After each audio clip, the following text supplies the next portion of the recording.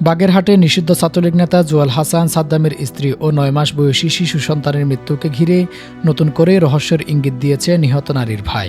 তিনি দাবি করছেন এই মৃত্যু শুধুই আত্মহত্যা, এমন ব্যাখ্যা তিনি মানতে পারছেন না। নিহত নারীর ভাই বলেন, আমার বোন আত্মহত্যা করে থাকতে পারে, এটা আমি মানি, কিন্তু তার ৯ মাসের নিষ্পাপ শিশুকে সে নিজ হাতে মেরে ফেলবে, এটা আমি কোনোভাবেই বিশ্বাস করতে পারছি না।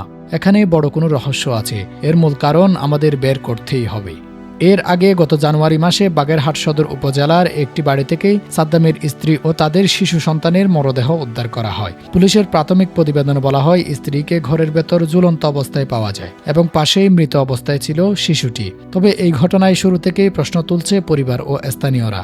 বিশেষ করে শিশুটির মৃত্যুর বিষয়টি নিয়ে সন্দেহ আরও ঘনীভূত হয়েছে। নিহত নারীর পরিবারের অভিযোগ, ঘটনার প্রকৃত তদন্ত হয়নি, দ্রুত সিদ্ধান্তে পৌঁছানো হয়েছে। তাদের দাবি, শিশুর মৃত্যু কিভাবে হলো, ঘটনাস্থলের আলামত ঠিকভাবে পরীক্ষা করা হয়েছে কিনা, এসব প্রশ্নের উত্তর এখনো পরিষ্কার নেই। এদিকে সামাজিক যোগাযোগ মাধ্যমেও ঘটনাটিকে ঘিরে তীব্র প্রতিক্রিয়া দেখা গেছে। অনেকে বলছেন, এটি কেবল একটি পারিবারিক ট্র্যাজেডি নয়, বরং একটি পূর্ণাঙ্গ তদন্তের দাবি রাখে। মানবাধিকার কর্মীদের মতে, এ ধরনের ঘটনায় আত্মহত্যার তকমা দিয়ে বিষয়টি শেষ না করে স্বচ্ছ ও নিরপেক্ষ তদন্ত জরুরি, বিশেষ করে যখন একটি শিশুর মৃত্যু জড়িয়ে থাকে।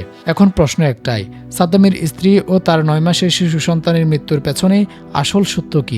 এটি আত্মহত্যা নাকি এর আড়ালে লুকিয়ে আছে অন্য কোনো ভয়ঙ্কর বাস্তবতা? পরিবারের দাবি অনুযায়ী এই মৃত্যুর প্রকৃত কারণ উদ্ঘাটন না হওয়া পর্যন্ত তারা ন্যায় বিচারে লড়াই চালিয়ে যাবে।